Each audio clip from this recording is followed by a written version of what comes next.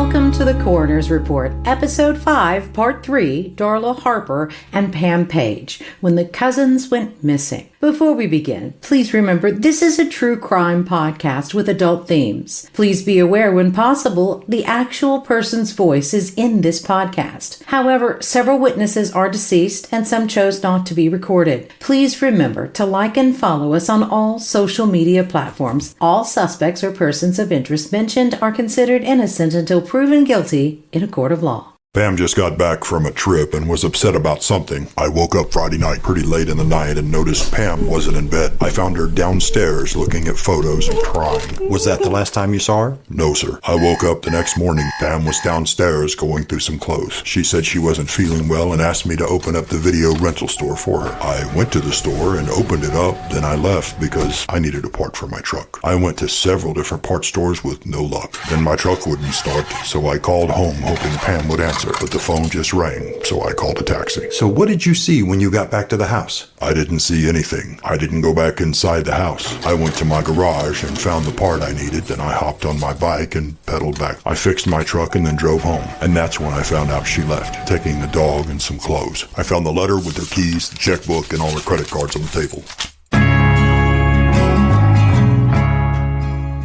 Welcome back to the Coroner's Report.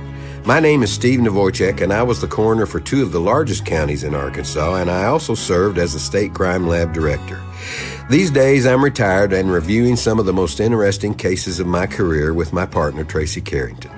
This week on Episode 5, Part 3 of the Coroner's Report, we are looking into the story of Darla Harper and Pam Page. They were two first cousins who went missing in two different states 3 years apart. In our last episode, we told you about the strange disappearance of Darla, who vanished in the night, leaving her 2.5-year-old daughter locked away in her apartment. Darla has never been heard from again. What we didn't tell you, and what no one in Arkansas really knew until Carl Beadle announced a lead in the paper in 1992, was that in 1989, 3 years after Darla went missing, and right about the time that her husband remarried, Darla's first cousin, Pam Page, had also disappeared. It was 1992, and what investigator Beadle couldn't or wouldn't say to protect his case was that Pam Page had also gone missing in Peoria, Arizona, just outside of Phoenix. Pam was just 32 years old and the niece of Mel Nixon, who was Darla's mother.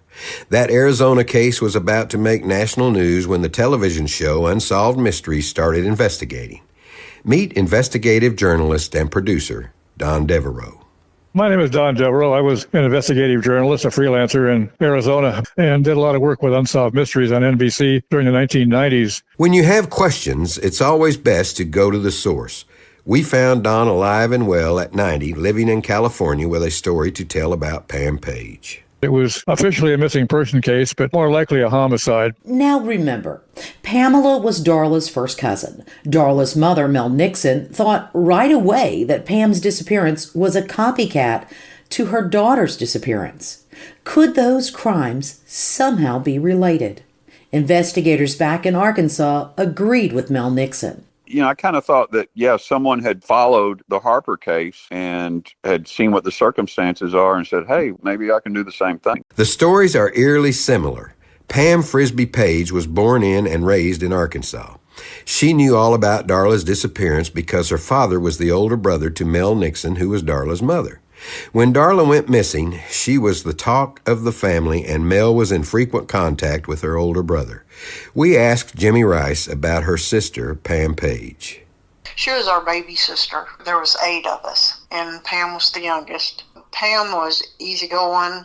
She loved to laugh, loved to have fun. Pam loved her family. She was real close to my mom, I guess because the baby always is. She never missed a birthday, sending cards, writing, calling. She called her just about every week. Pam lived in Peoria, Arizona with her husband Rob and their 2 little dachshunds, Rerun and Killer. They were living the good life, and Don Deveraux, the reporter for Unsolved Mysteries, remembers digging into Rob's background. He was an engineer at the nuclear power plant west of Phoenix at that time. Bettina Page was Rob's younger sister, and she also remembers her smart older brother. He was extremely intelligent. He was in the Navy. He was on a nuclear sub. When he got out of the Navy, he worked at Arizona Power and Light. That's kind of how they met. Rob was on leave from the Navy and went back home to Arkansas to visit his sister Bettina, who had married into the Frisby family. Bettina was married to Pam's older brother, Willie. So siblings in one family married siblings from another family. That's right. Pam's brother, Willie, was married to Rob's sister, Bettina. And that sounds like the old who's on first joke. Let me guess, Tracey. You've got a family tree sketched out on this one like you do on all of them. Steve, I've got more than one. Pam was my sister-in-law. She was my husband's youngest sister. And Pam and I were real good friends. My brother came home on leave, and Pam had recently broken up with her boyfriend from high school. My brother was hanging out with me and my husband. Pam always hung out with me and my husband. So they were just kind of thrown together while he was home. And I don't even think he was probably home maybe 2, maybe 3 weeks. And he proposed to her while he was home, and they got engaged. And then he went back to South Carolina, to Charleston, where he was stationed. And then they planned on him coming home sometime later on. Well, he was back home within a month, maybe a little bit longer, to get married. Pam's mother was concerned early on. Pam's sister Jimmie remembers. His sister was married to my brother. That's how Pam and Rob met. He was coming in from the Navy, and Bettina, my sister-in-law then, she said, Pam, would you go out with my brother because he don't know anybody? So Pam went out with him, and they were engaged within 2 weeks. My mom was totally against it because Pam was in college and still at home. Mom just thought that's too soon, and about 6 weeks later, they were married. It also sounds like Pam was a little concerned that she had made a mistake right after she married Rob. That's according to Rob's sister, Bettina. I remember Pam telling me it was after the wedding, and then they got married at my mother and father-in-law's house, and then they drove to Conway to spend the night. She told me that Rob went somewhere to get something for them to eat, and she said she just sat on the bed and started crying and didn't know what she had done and that she didn't know Rob. But they stuck it out for 10 years. Even with her concern, Pam's mother welcomed Rob into the family with open arms, and for many years their lives seemed almost perfect. Financially, the couple was doing really well. While Pam grew up in a childhood full of love from her family that adored her, her husband Rob wasn't quite as fortunate, according to Rob's younger sister Bettina. My dad was not a nice person, and my brother got the brunt of a lot of that. He was the oldest. Being the only boy, I think my dad expected a whole lot out of him. When my dad spoke, we jumped. You did not talk back or anything like that. My mother even said one time that she was afraid that one day we could be a family on TV where the son would take the life of the father. She was worried about that. Rob's childhood was no fairy tale, and his marriage was full of ups and downs, too. Pam had gained weight after the marriage, and that upset Rob. Several years before Pam went missing, Bettina, Rob's sister, visited with the family and was concerned.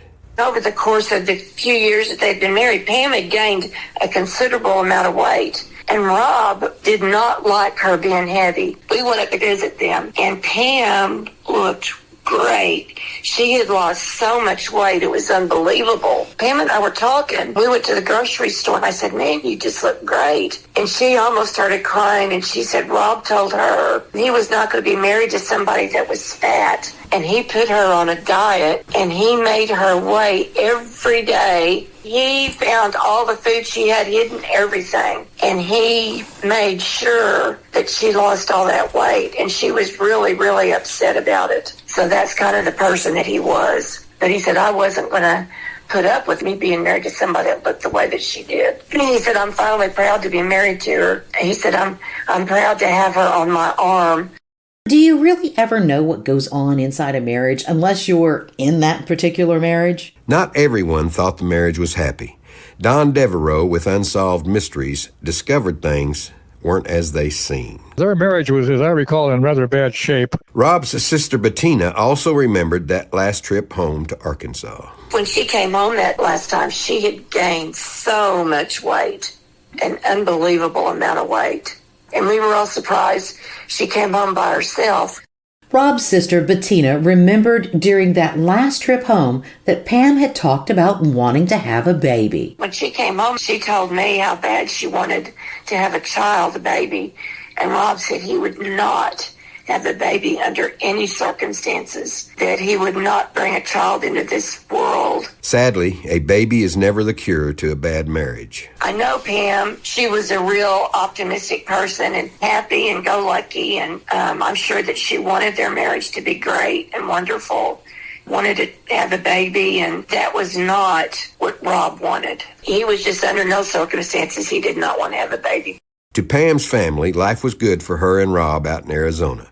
Rob was working as a supervisor at the power plant, and Pam stayed busy with her store. She owned a DVD business. I think it's called Rewind or something, where she rented films. Very successful little business. Ah, the days of the mom-and-pop video store. I just remember the late fees and those rewind fees because they always caught me. The story goes something like this. Pam traveled back from Arkansas to Arizona only to leave a short time later with a mysterious friend named Sarah while leaving behind a note for her husband and taking her dog Rerun. She also took a couple of suitcases full of clothes, shoes, cosmetics, mementos, and $60,000 in cash. She left behind her husband, her credit cards, her car, her keys, her jewelry, and a successful video rental business in Glendale, and was never seen or heard from again. The note she left behind, addressed to her husband, Rob, explained why she was leaving. But Rob just didn't seem to be very interested in finding his missing wife or his missing dog, which upset Butter a great deal. Poor Butter, you're a long-suffering dog. But seriously, you would think if your wife went missing, you'd call her family, right? Sure, but that's not what happened with Rob Page. When she was back in Arkansas visiting her family, Pam mentioned that her back and stomach had been hurting. When older sister Trina didn't hear from her baby sister Pam, she decided to call and check on her. Trina, my oldest sister, was the one that talked to Rob first. She lives in Louisiana, and the time difference, it was a couple hours, and it was like 4 a.m. when she called, because she gets up real early. She said Rob was like he was expecting a call, and he just immediately read her the note. He had it right beside the bed, I guess. She said he just immediately read it, and that sent up a red flag to her. She said, I don't know why, but I started writing down. When I talked to him, I wrote everything down, and I've still got my notes in my big box. And then my sister Rena, she did the same thing. Your wife is missing and a note is left behind. Don't you call someone? Don't you make a police report? Don't you do something? I talked to my sisters first and then talked to Rob, and he told me he had tried to make a police report. He had the number and all that stuff. But then he turned around and he said when he was there that he kicked the desk because they wasn't going to do anything because she was, an adult. So he tried to make a police report at least, right? Not so fast. Nothing is as it appears in either of these cases. Rob Page waited 5 days to report his wife missing. He claimed he didn't notify anyone because he was too embarrassed thinking his wife had left him for a woman. How do you go 5 days with a missing loved one and not call her family? I don't know, but one by one, all of Pam's siblings called Rob and asked for him to read the letter to them. The day that we found out that there was no police report, we had got him to fax us the note she supposedly left, and he wrote the police report number on the top. And I called the police department, and they said there was no such number and that he had never made a report. So that's when we knew that we needed to go immediate, not wait for him to, to say she might come back or whatever. Pam's father asked to see the letter, and Rob sent him a copy. Pam's father did not like what he saw. He knew it wasn't Pam's signature. His story was not believable, and it just kept changing. Don Deveraux, the investigative reporter with Unsolved Mysteries, remembers. And there were many indications along the way that he was playing games with the missing persons part. Pam's sister Jimmie remembers when she got suspicious. It was like an immediate suspicion because Pam would not have done that. Jimmie wasn't the only family member that was suspicious. Rob's own sister Bettina was worried. When my husband called me at work and told me that Pam was missing, the first thing I said was, I wonder what Rob did to her. My husband said, he said, what do you mean? I said, never mind. We'll just talk about it when I get home. And we didn't talk about it. But that's all I could think. I wonder what Rob had done to her. This is really hard for me to talk about. I really believed with all my heart that Rob had done something to her. They sure were. The typed letter ended with a simple signature, Pam. 3 little letters. The family quickly compared the signature to her known signature. Remember, Pam never missed a holiday greeting and always sent a card. The family knew when they saw the signature that Pam did not sign that letter, and that's what concerned the detectives. This was just all totally out of character for Pam. The family jumped into action and headed across the country to Arizona. They were immediately suspicious. The first call I made, I would never have believed that something like that had happened. We trusted Rob. Pam trusted Rob. But we just couldn't believe that that would happen. You just don't want to believe it. No one wants to believe someone they love could be a cold-blooded killer. Both sides of the family jumped into action and started making their way from Arkansas to Arizona. Well, that's a long, boring car ride. Oh, man, can you imagine being stuck in a car all the way across Texas, which takes about 3 days?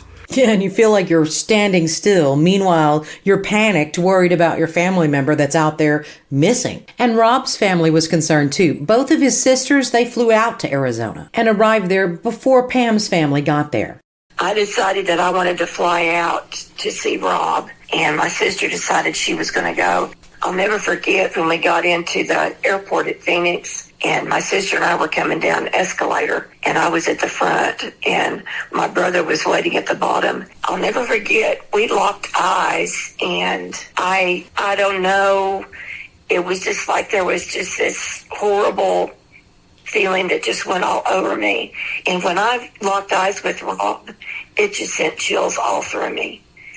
The way that his eyes just looked, they just looked like pure evil. And that's coming from their own sister, not Pam's sister, Rob's sister. So the sisters arrived and they stayed with their brother Rob at the house, the last place Pam was known to have been.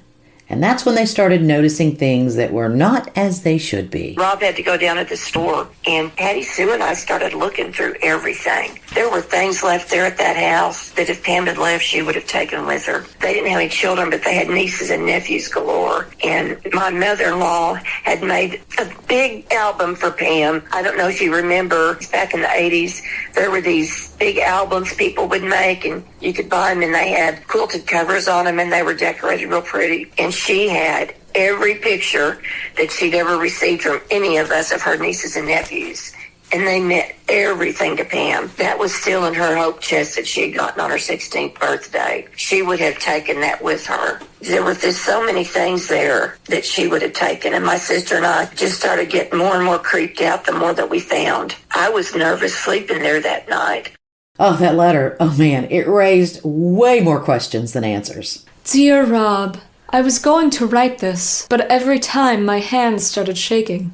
You may already have figured out what is happening. Sarah said I shouldn't write you a letter, but you deserve an explanation. The family had a lot of questions. The biggest one? Jimmie wanted to know who the hell was Sarah, and why didn't anybody know who she was? The police checked it out. They went through every Sarah that was on their list of customers, because that's supposedly what Rob said she met her was at the shop that she came in regular. Well, every Sarah they talked to didn't even really know Pam. None of them. And, they checked it all out, and nobody that knew Pam had ever heard her mention Sarah. We had never heard of that before, ever. Even Rob's own sister didn't buy the Sarah story. Rob told all of them that she had met a woman from the store and that, he made up this story. I think her name was supposed to be Sarah, and I know it was a made-up story. According to Rob Page, Pam kept a very tight circle of people around her. Pam worked all the time. She didn't have many friends. She never had more than one friend at a time. It was always one friend. It was always singular. By the time you read this, I will be a long way from here. Right now, I'm not even sure where we're going to go. I'm not coming back either. I have thought this thing out and have been planning this for several months. If I was planning to make my getaway, I damn sure would know where the hell I was going. I thought I would go back home, but it just isn't right. I know this now since my trip. I'm leaving because I'm not happy, and I know you aren't either. I thought living back home would make me happy. It won't. I know this now. Yet, by all accounts, during her visit back to Arkansas, Pam was happy and talking about the future. Pam told her sister about her future with her husband. They were going to buy a new house, and they were going to open a second video rental store. That didn't sound like somebody who was just going to run off. This doesn't sound like a woman who was going to flee. And why flee? If the marriage was okay but ending, just move out. Why cut all ties and disappear? None of this made any sense to anyone. I guess I really don't know what will make me happy, but I have to find it. I do know that we're not happy together, and we haven't been in so long. I really can't remember anymore. You have changed so much over the years, and each year we just keep getting farther apart. We don't love each other, and I'm not sure if we ever really did. I'm not sure what real love is, but it has to be better than this. We're only existing together, and it's making me crazy. I really care about you, but I have to start doing something for me. I'm tired of trying to please everyone in this world except myself. I'm tired of being nice to you, the girls, the members, my family, your family, and everyone else, and getting nothing in return. The only one who can find happiness for me is myself. What a Dear John letter. Yeah, if only it were true. The only real friend I feel like I have is Sarah. She understands my feelings and has really helped me to face the realities of life. She's done what I am doing. Sarah and I are both looking for the same thing, happiness. She hasn't found it here, and neither have I. I'm not sure where we're going yet, but I guess it really doesn't make much difference. Sarah and I have gotten really close to each other over the months, and I don't think I could do this without her being there. Best friend or lover or both, no one had ever heard Pam mention anyone named Sarah, except Rob. Don Deveraux remembers Rob's story. And he made claims that she'd run off with a lesbian girlfriend, which was pretty unlikely. Rob didn't go into a whole lot of details about Pam's new friend. Sarah left her husband in California and moved to Arizona. Pam had been spending the night with Sarah. There's not really any recent photos of Pam because she hated having her photo taken. I'm taking Rerun with me. He always did love me the best. Killer was always your favorite, and I know he would miss you if I took him also. I know they will miss each other. Be good to Killer, because I'm really gonna miss him a lot. Poor dog. You have to wonder what happened to her dog. That really bothered her sister Jimmie. Her dog was probably one of the first things that clicked in my mind. When we were up at that cabin, Pam had talked about her dogs were getting old. She had 2 dachshunds, Killer and Rerun. And she said she couldn't separate them, and she didn't know what she would ever do if something happened to one of them. She didn't know how they would survive. She loved those dogs. Well, that was the one thing when he said she took one of the dogs and left. She wouldn't have done that. She would never have separated her dogs. That was the one thing that got me that first day. I'm leaving this way because I don't think I could tell you these things face to face. I know you thought we were going to get a divorce. I just don't think I could go through with all that. It would drive me insane to play 20 questions with everyone, and everyone would be trying to put us back together when we both know it wasn't meant to be. To me, this section of the letter, it just rings untrue. Pam's in Arkansas a week before, gushing about Rob and their future. The whole damn thing just reads untrue. It sounds like Rob decided that there wasn't going to be a future for Pam. So instead of a divorce and moving on to a new place, she runs because she doesn't want to answer questions? I don't know about you, but I don't ever hound my divorced friends about why their marriage tanked. Me and Butter are still pissed over the dog. Me too. Rob's sister Bettina remembered Rob talking about filing for divorce when she flew down after Pam went missing. He told all of us that he and Pam were supposed to meet with the divorce attorney the Saturday that she got back. So instead of seeing the divorce attorney, that Saturday he might have been burying a body. Just wait till you hear about his alibi, Steve. I'm taking the Horde. A second store was never meant to be. I'm leaving you enough money in the accounts to keep you in the green. I'm going to take the car, but only to meet Sarah. I will leave the keys behind the driver's seat, and it will be at one of the Winchell's donut shops in town. I just don't want you to try and find me. Please don't try. I'll just leave. I'll leave the other keys, the checkbook, and my credit cards on the table with this letter. By the way, the car was a snazzy and 1981 yellow Corvette. I'd be taking that Corvette. 2 single women in a Corvette might draw attention. And that's why I'd be taking the Corvette. You always have to have the last word. This is the one time when I beat you to it. You know, there's always a little truth in a lie. Ouch. It kind of makes me wonder if Pam ever saw this letter, let alone wrote it. The last part of that letter was the most telling, and it made no sense. I have always thought you were going out on me, even though I don't know when you would have had time to. If you are, I guess I don't really blame you. But I'm glad I never found out. I don't know exactly what I would have done. If you never have, I'm sorry I mistrusted you. I never went out on you. I always hoped that someday things would change with us. I know now that isn't possible. I'm sure there must be someone out there who is right for me and you, because we sure aren't right for each other. So she thought he was cheating, but never knew if he was cheating. Yeah, but then she's sorry for even thinking such a thought? Listen, I'm a woman. If I think you're cheating, me and my posse will know her name and her middle name and what her favorite perfume is within an hour. I have no doubt. Rob's sister Bettina remembered their mother's reaction when she saw the letter. Now, my mother couldn't wait to get that letter, and when she got it, I went up to her apartment, and when she showed it to me, she was just, I could see it in her face. She just knew that Rob had written it and signed it.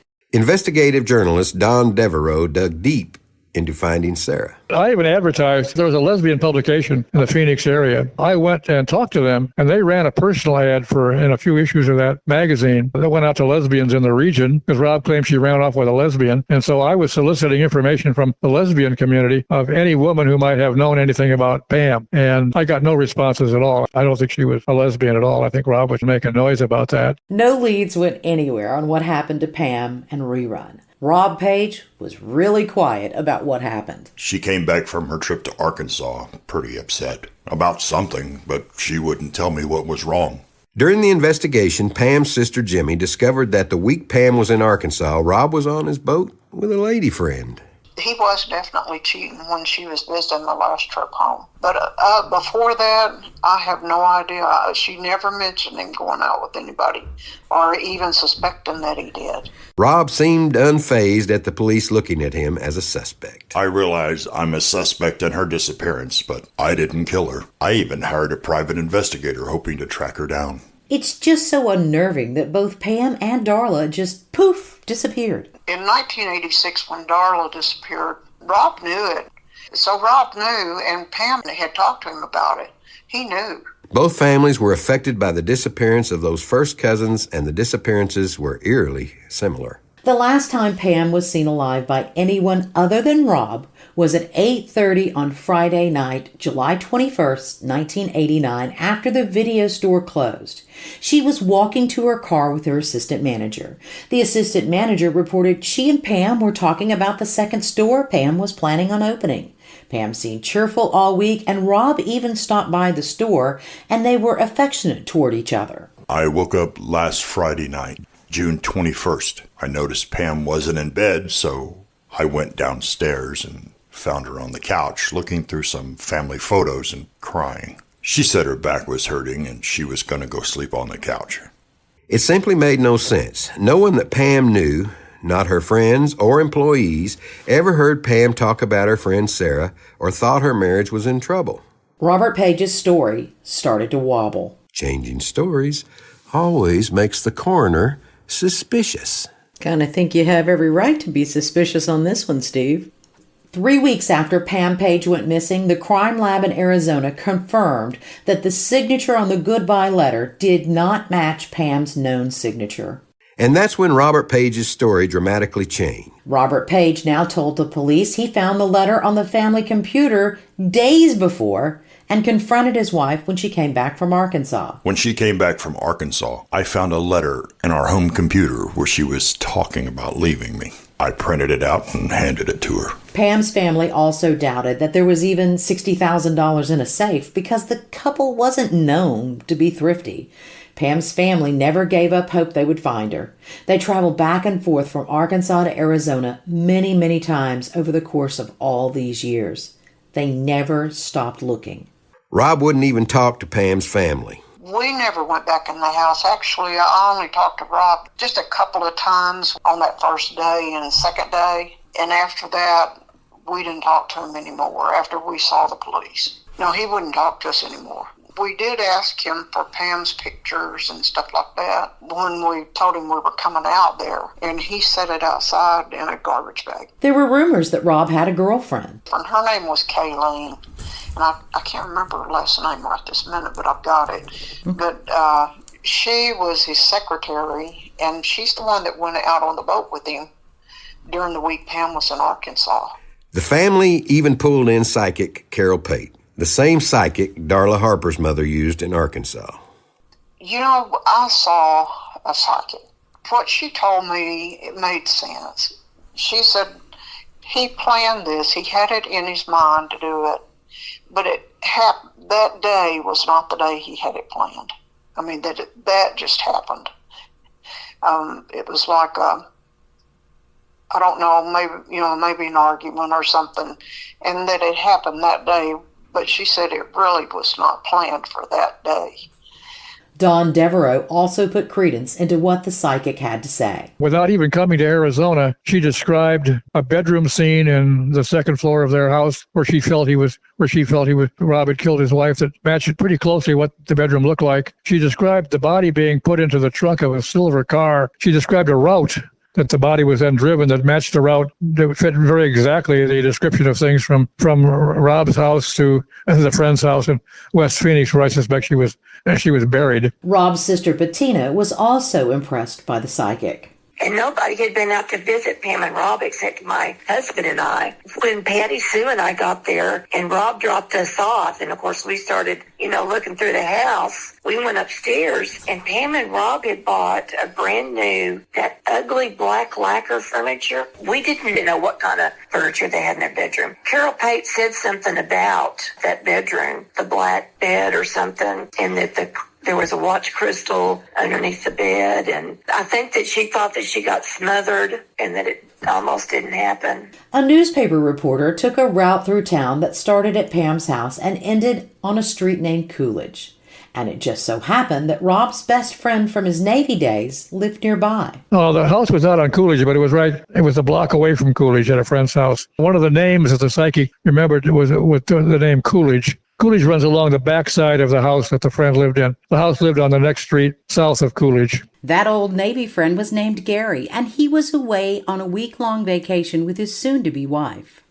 He had a male friend with whom he did military service in the Navy, whom he still remained a close friend to, who owned a home in the West Phoenix area somewhere. And that friend was away the week that Pam disappeared. The friend was away on a camping vacation, I think in Colorado or someplace. And there was some indication that Rob used that friend's backyard, which was in the process of being reorganized with piles of dirt and all kinds of stuff, as a spot to bury Pam's body. There was a shed parked on top of where I suspect the body was buried, a tool shed, and that it had appeared later and deliberately, I think, put over the spot. And the Peoria cops came to look at it, and they didn't move the storage shed. They tried to sort of look around it, without even doing any digging. I'm not sure even a cadaver dog would have been very successful. The friend's wife added more to the story. She described them having come back after the camping trip. The tool shed that I described, it had been placed on the location where I suspect she might have been buried. There was a large amount of dirt just outside the window of a back bedroom in that house. A large amount of dirt, and all indications were in their absence that dirt had been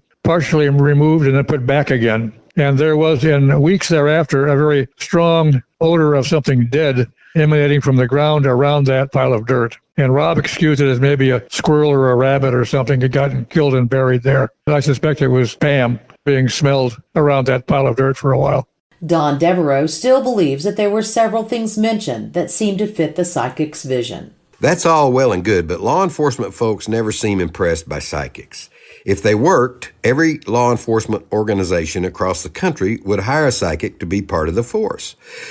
Other than the family, no one wants these cases solved more than the police, and they are willing to do whatever it takes. But to get a search warrant or to make an arrest, you have to have more evidence than just what a psychic has to say.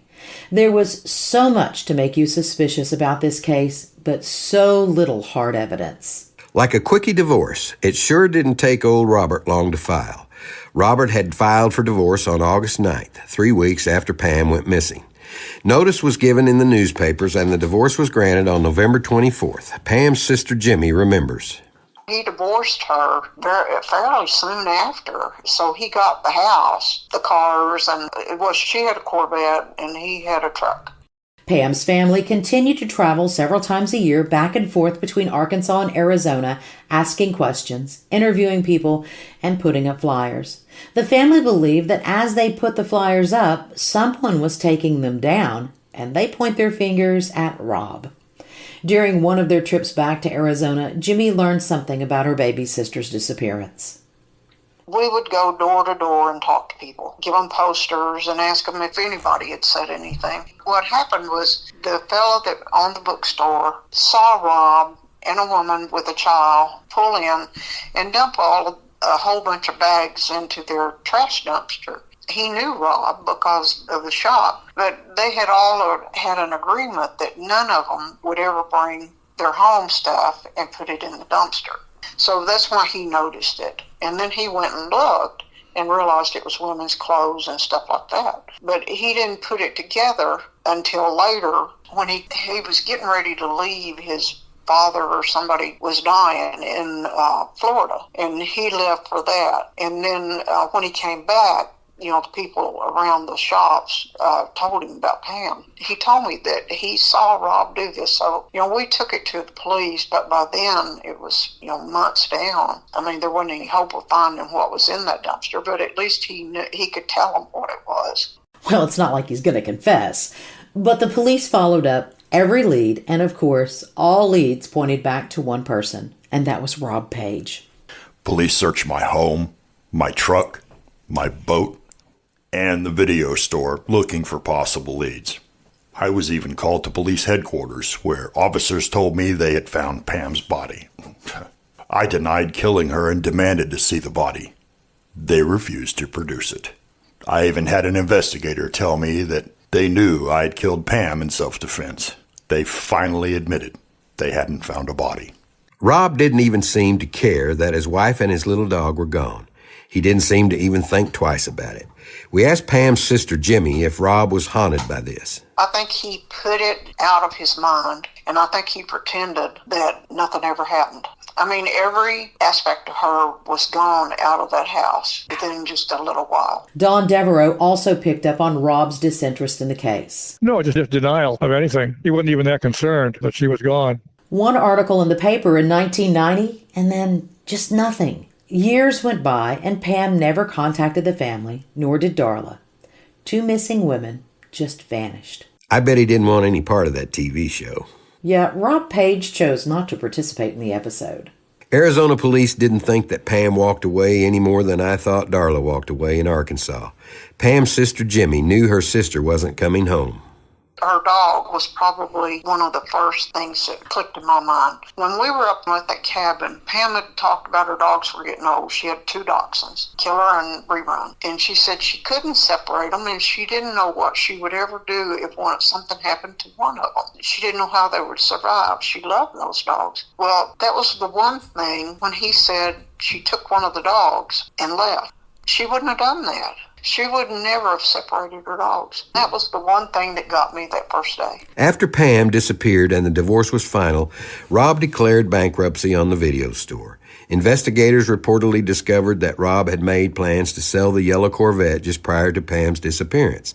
No one knows if Pam knew he was planning to sell her car. Peoria, Arizona detective said the ground-penetrating radar was used in 1995 in an unsuccessful body search. Arizona police ended up digging up the backyard where the couple once lived. Rob still lived there, and they found nothing. That sounds a little familiar. I thought there were no coincidences in life, Steve. There are no coincidences. There are no coincidences. Something always predicates the actions. You know, when I did training for cops, coincidences were something that police and good investigators never consider as just an accidental happenstance. Something made those things similar, and that's the job of a cop. A good investigator will figure those out. Yep, no such thing as a co-inky-dink in the investigative business. Funny how time just keeps rolling along. Faster and faster. This concludes Episode 5, Part 3 of The Coroner's Report, Darla Harper and Pam Page, When the Cousins Went Missing. Stick around, there's a whole lot more to this story. If you like our content, please remember to like and subscribe. And if you have questions, please reach out to us on our website at coronersreport.net or on any social media platform at The Coroner's Report. Special thanks to investigators Vince Mayer and Carol Kimble, and former investigative journalist for Unsolved Mysteries Don Deveraux, and family members Jimmie Frisby Rice and Bettina Page Frisby for their insight and their memories. Thanks also to Heather Graupman at Lostnfound blog and Lostnfound podcast. And thank you to voice actors Alan Prather and Savvy Valentine. Copyright 2024, Aussie Grove Media Group, LLC.